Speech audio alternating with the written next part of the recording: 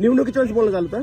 पुणे महानगरपालिका आणि पिंपरी चिंचवड महानगरपालिकेत निवडणुकीत बरोबर होतं.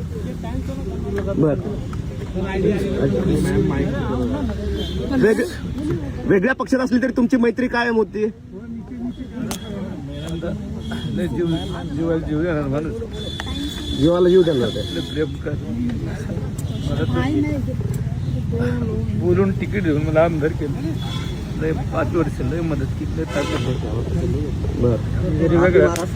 राजकारणात वेगळा प्रवास होतो तरी माझ्यावर प्रेम कधीच कमी नाही.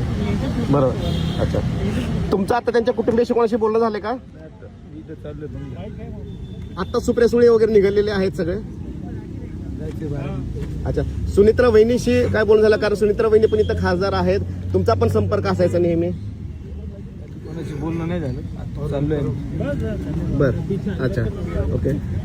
पण अजितदादा त्यांचं रोखठोक बोलणं असलं तरी सुद्धा आपल्या लोकांवरचे प्रेम जे आहे ते त्यांचं कायम असायचं आणि शब्दाला जागणारा हा नेता असायचा. शब्दाला पक्का असणारा माणूस आणि वरून जरी कठोर असलं तर आतून प्रेम करणारा माणूस. बरोबर. काय वाटतं या अपघाताबद्दल? अनेक चर्चा आहेत. वाईट झालं. चौकशी व्हावी याची मागणी करणार तुम्ही? काय आता घटनाच वाईट झाली. अच्छा, पण याची इन्क्वायरी करायला पाहिजे का या अपघाताची? इन्क्वायरी केली पाहिजे.